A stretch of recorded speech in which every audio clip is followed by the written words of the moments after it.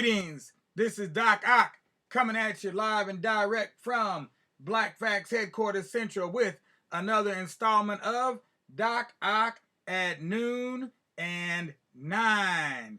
Yes, we're doing it one more time, doing it for you once again. So we hope that everybody's out there chilling with a grin, because we like you and you like us, and we can be your friend. Why not? A friend with a grin? From their ear to their chin? It doesn't get any better than that. Meanwhile, you know what we need you to do. If you haven't done it already, go ahead and subscribe to the Tubular Black Facts channel. If you have, go ahead and pony up with that good donation. You know what time of year it is. It's just about time. The end of the year is coming upon us. Giving Tuesday is right up on us. So go ahead and make that good donation to Black Facts Educational Research Incorporated, where we come up with curriculum ideas every single day for Black history. That's right. We are not afraid to say it. We are going to step right on out there and we're saying it. Ideas for Black history. That's right. And if there's anybody out there that don't like it, keep it to yourself, please. Meanwhile, let's go ahead with some words of wisdom from Dr. Edward W. Crosby, the father of Black History Month. Some of Dad's sayings in his last days were different than what he used to say. And one of them this is one he used to say quite a bit, even in the before times. And that is, I ain't got time for that. I ain't got time for that. He always liked to say that. And I didn't understand why he didn't have time for it. He's been retired since 1993. What doesn't he have time for? He's got time for anything that he wants to make time for. You understand what I mean? Never really did make sense to me. But nevertheless, I ain't got time for that. And neither do we. So let's keep on moving and grooving with the slideshow that we have coming up for you tonight to go along with our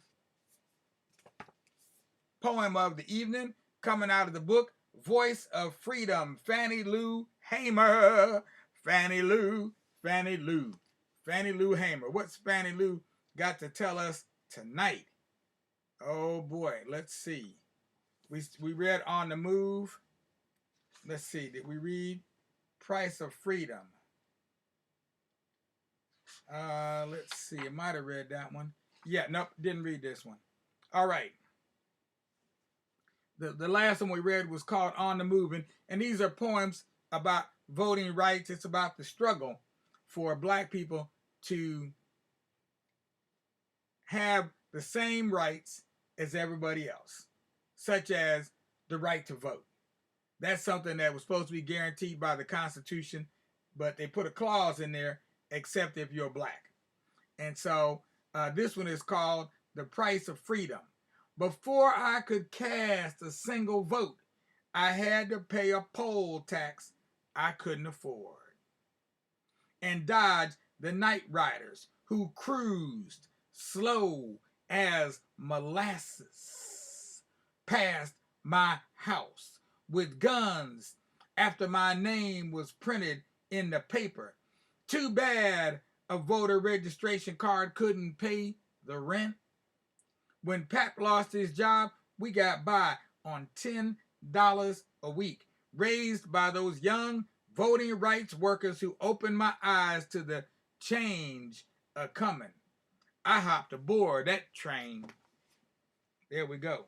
I hopped aboard that train because everybody in the South knew change had to come. Things couldn't continue on the way they had been. The waters were putting too much pressure on that dam. It had to break at some point. And when it did, it was an absolute flood, a tide, a rolling tide, heading right towards you. Oh, wow. Okay, I'm going to get to that one in a minute. Okay, now that one is somebody that's a little bit more well known. But we're reading from this book here Oh Freedom, Oh Freedom interviews of young people with adults who were involved in the civil rights struggle. Not those famous ones that everybody heard of, but those foot soldiers that were on the front lines. Foot soldiers on the front lines. Let's see where we are. Here we are here. Kaji Spellman and Karen Spellman. Kaji and Karen. Okay, and we're probably going to read two tonight. Let's get this slideshow tuned up right here. Bam. Get it in there. Get it in there. Get it in there. All right. Kaji Spellman with Karen Spellman. And looks like the dog named Rex is in the picture too, kind of. Kaji, hi. This is Kaji Spellman, and I'm interviewing my mother, Karen Spellman. Mom, what kinds of things did you do as a young person in the civil rights movement? Karen, well, I tell you, child, I joined the NAACP Youth Council when I lived in Greensboro, North Carolina. Your grandfather, Dr. Edwin R. Edmonds, was the president of the Greensboro NAACP, and I'd go with him to mass meetings, which were usually held on Sunday evenings at large black churches in Greensboro, Charlotte, or Raleigh. The churches would be filled with hundreds of people. We'd begin with a prayer and a hymn. Lift every voice and sing till earth and heaven ring. You could hear some of the best music and most inspiring speeches ever. The meetings were always a real social event for people in the movement. So, you enjoyed going? Karen, yes, but it was more than that. The mass meetings were our way of keeping our spirits up when times got rough. They also kept everyone informed about the latest civil rights developments. Besides my father, my favorite speaker was Roy Wilkins, who was the National Field Secretary of the NAACP at that time. He was so cool, speaking in his calm, scholarly manner. He never seemed afraid, just real agitated about segregation. Kaji, did you ever meet any other famous civil rights leaders? Karen, my favorite was Ruby Doris Robinson, SNCC's legendary executive secretary. Kaji, now why was she your favorite? Karen, Ruby was an amazing leader. She was a bold talking sister, even though she was petite and pretty. She was always the first to do the dangerous sit-ins, and she was so well respected by both men and women. Kaji, what about the KKK? Did you ever meet any of them? Well, you don't exactly meet members of the Klan, but believe me, we knew each other well. The Klan cowards that they were always sneaking around in the darkness of night, doing terrible things to black folks. But lucky for us, they weren't too smart. One time, they burned a cross on our front yard, but they didn't know we had moved from the house several months earlier. The only thing they scared was a stray cat that lived under the house. But they still kept calling my father to say they had planted bombs under our beds, which was kind of upsetting, if you know what I mean. Kaji, did you ever have any frightening experiences with SNCC?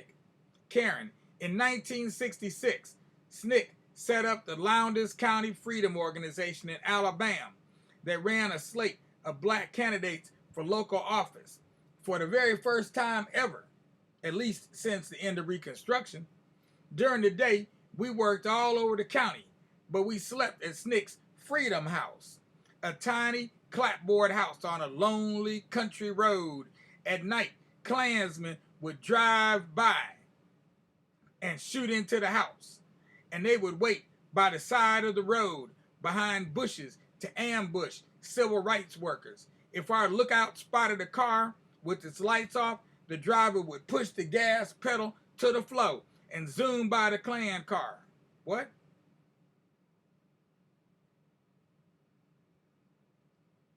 If our lookout spotted a car with its lights off, the driver would push the gas pedal to the floor and zoom by the Klan car. SNCC people were well known for being extremely fast drivers. Interesting. Kaji, I'm glad, Mom.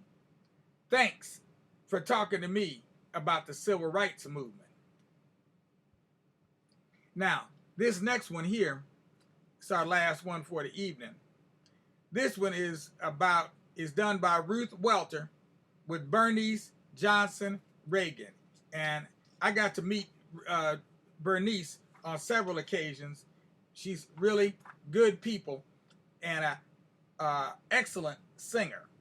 Okay? Yeah, she can belt out a song. So she sang some of those civil rights songs from back in the day.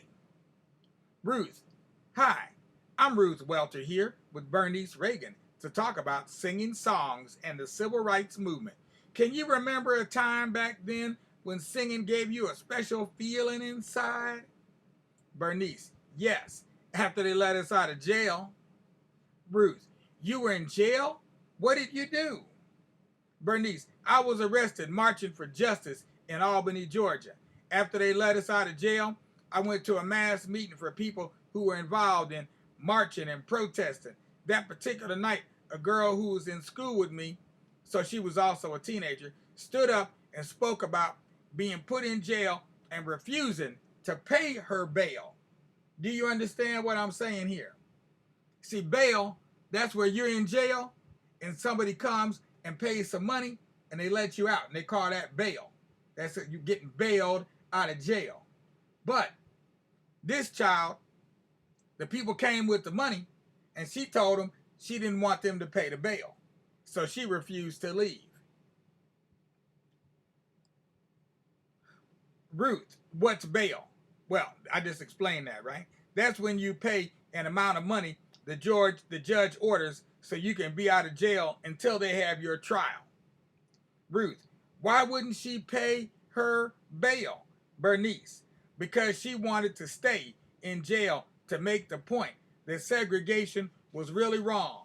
After she finished talking, I started to lead a song, and my voice was bigger than I had ever heard it before. It was like my whole body was heated up inside from the sound of my voice. Ruth, how come? Bernice, I think it was because my voice had blended with the rest of me as a fighter for freedom. Ruth, there was a lot of singing during the demonstrations, right? Bernice, yes. Ruth, why did people sing during the demonstrations? Bernice, we sang because we were scared. Ruth, really? When I look at pictures, the marchers don't look scared. They look very brave. Bernice, yes, when you look at the pictures, it looks like we were really together and we really knew what we were doing and we were strong and fierce, but we were scared to death because we'd been told all our lives, stay in your place. And we were trying to change that. And I remember marching down the street with my best friend, and then all these police start coming. And you can hear your mama telling you, behave yourself, child. Don't you ever run into no police. Those were the words that the parents used to say to the children back in the day. That was some real talk. So, what did you do then? Ruth, go home and hide under the blankets. Bernice, no, you can't do that. So you sing. Ruth, you sing? Bernice, you just sing. Oh, freedom, oh. And sometimes your voice will be quivering at first, but if somebody else joins in, then your voice smooths out, and then it keeps you marching, and you can sing right over your fear. Ruth, could you teach me a song from the civil rights movement? Bernice, do you sing, child? Ruth, not really. Bernice, a little. Ruth, a little. Bernice, will you sing with me? Ruth, if we could turn off the tape recorder. Bernice, all right, you can cut it off. Ruth, thank you. The song "Oh Freedom" was born during the Civil War when black soldiers fought for their people, their freedom, and their country. Oh, freedom. Oh, freedom.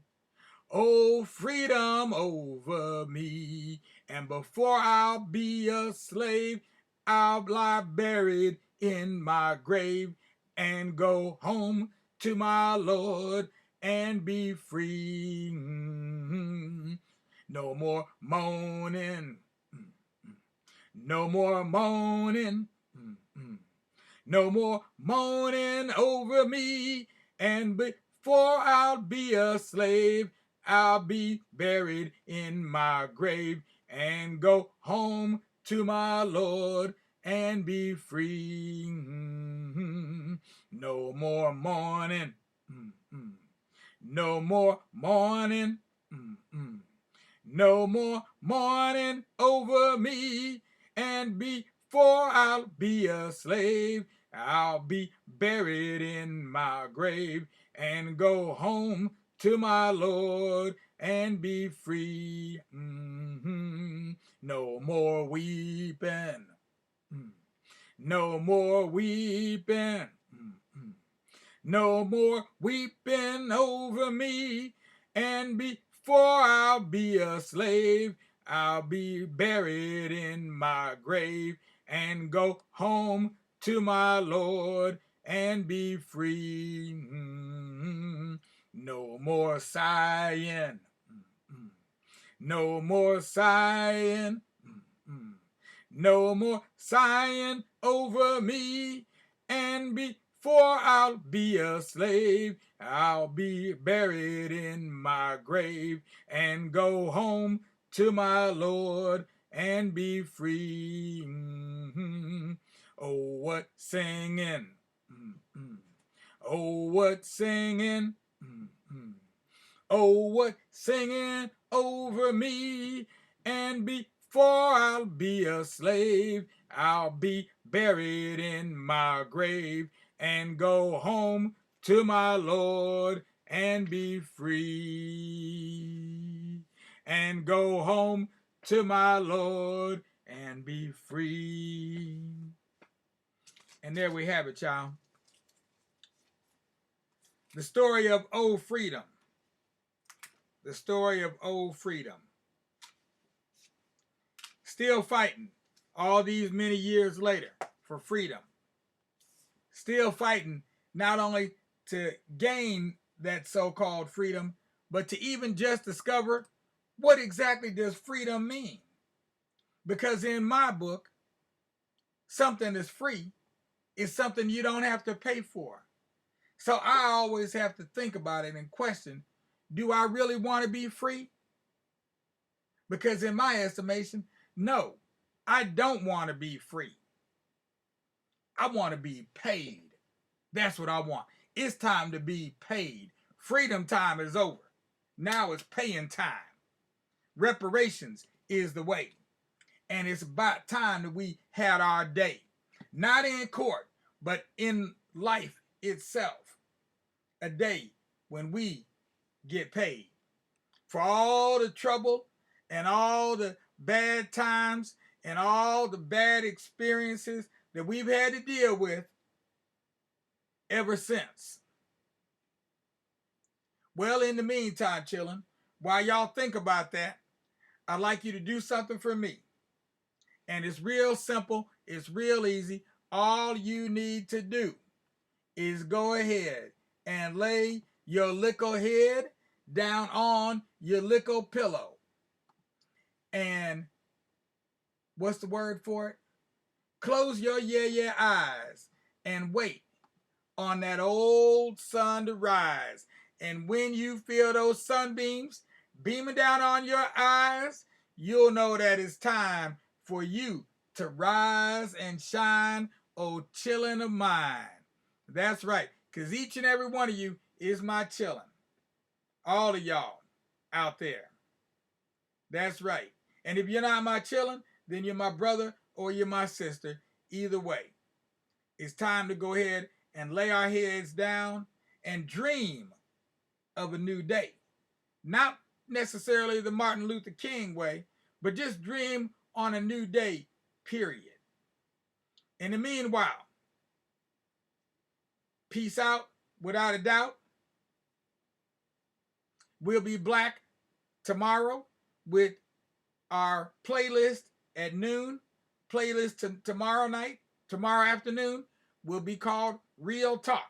So look for Real Talk coming in at high noon tomorrow. Meanwhile, don't forget to go ahead, subscribe to our Tubular Black Facts channel because it's something that you need to handle. The Black Facts channel right here on YouTube.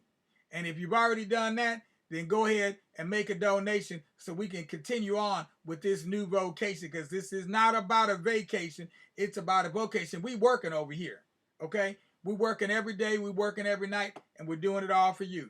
Peace out without a doubt, with plenty of justice, especially for people like Uniqua Simmons.